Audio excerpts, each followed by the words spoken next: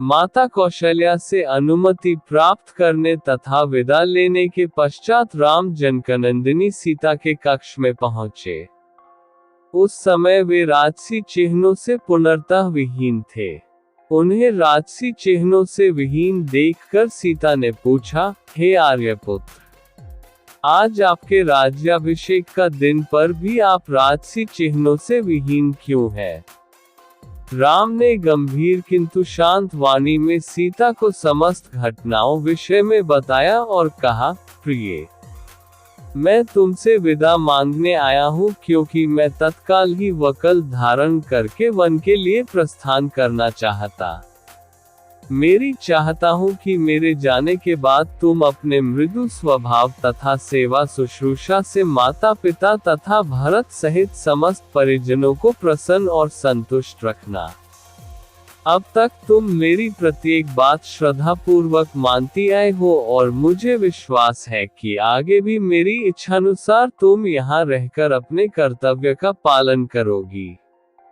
सीता बोली, प्राणनाथ, शास्त्रों बताते हैं कि पत्नी अर्धांगिनी होती है। यदि आपको वनवास की आज्ञा मिली है तो इसका अर्थ है कि मुझे भी वनवास की आज्ञा मिली है। कोई विधान नहीं कहता कि पुरुष का आधा अंग वन में रहे और आधा अंग घर में। हे नाथ, स्त्री की गति तो उसके पति के साथ ही होती है, इसलिए मैं भी आपके साथ वन चलूंगी। आपके साथ रहकर वहां मैं आपके चरणों की सेवा करके अपना कर्तव्य निभाऊंगी। पति की सेवा करके पत्नी को जो अपूर्व सुख प्राप्त होता है वह सुखलोक और परलोक के सभी सुखों से बड़ा होता है। पत्नी के लिए पति ही परमेश्वर होता है। यदि आप कंद मूल फलादि से अपनी उदर पूर्ति करेंगे तो मैं भी अपनी क्षुधा वैसे ही शांत करूंगी। आपसे अलग होकर स्वर्ग का सुख वैभव भी मैं स्वीकार नहीं कर सकती। यदि आप मेरी इस विनय और प्रार्थना की उपेक्षा करके मुझे अयोध्या में छोड़ जाएंगे, आपके वन के लिए प्रस्थान करते ही मैं अपना प्राण त्याग दूंगी। यही मेरी प्रतिज्ञा है। राम को वन में होने वाले कष्टों को ध्यान था, इसीलिए वे अपने साथ सीता को वन में नहीं ले जाना चाहते थे। वे उन्हें समझाने का प्रयत्न करने लगे, किंतु जितना वे प्रयत्न करते थे सीता का हठ उतना ही बढ़ते जाता था। किसी भी प्रकार से समझाने बुझाने का प्रयास करने पर वे अनेक प्रकार के शास्त्र सम्मत तर्क करने लगती और उनके प्रयास को विफल करती जाती। जनकनंदिनी की इस दृढ़ता के समक्ष राम का प्रत्येक प्रयास असफल हो गया और अंत में उन्हें सीता को अपने साथ वन ले जाने की आज्ञा देने के लिए विवश होना पड़ा। सीता की तरह ही लक्ष्मण ने भी राम के साथ वन में जाने के लिए बहुत अनुग्रह किया। राम ने बहुत प्रकार से समझाया, किंतु लक्ष्मण उनके साथ जाने के विचार पर दृढ़ रहे।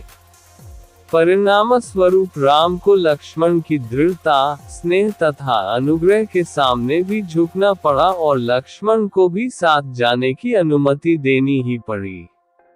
सीता और लक्ष्मण ने कौशल्या तथा सुमित्रा दोनों माताओं से आज्ञा लेने बाद अनुनय विनय करके महाराज दशरथ से भी वन जाने की अनुमति देने के लिए मना लिया। इतना करने के पश्चात लक्ष्मण शीघ्र आचार्य के पास पहुंचे और उनसे समस्त अस्त्र शस्त्रादि लेकर राम के पास उपस्थित हो गए।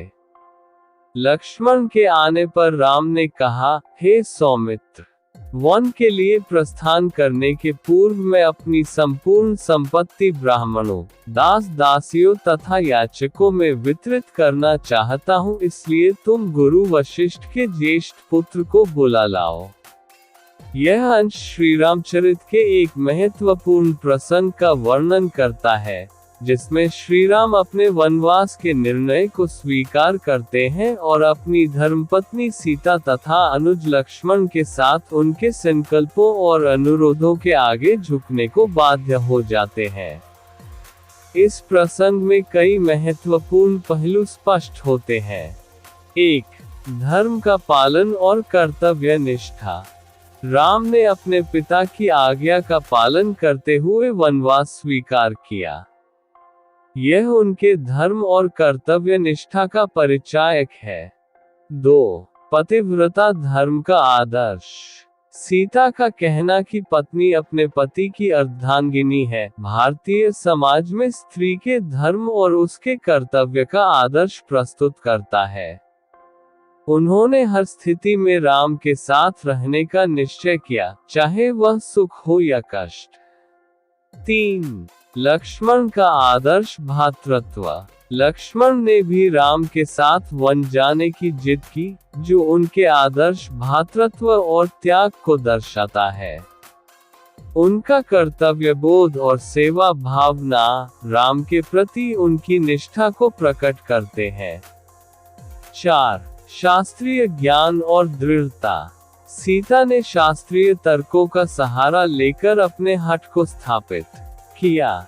ये दिखाता है कि धार्मिक और सामाजिक नियमों का पालन करते हुए भी अपने अधिकार और कर्तव्य के प्रति जागरूक रहना आवश्यक है।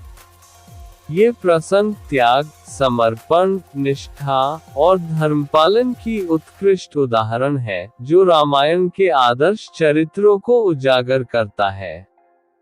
इसमें व्यक्तिगत इच्छाओं के स्थान पर कर्तव्य और मर्यादा को महत्व दिया गया है।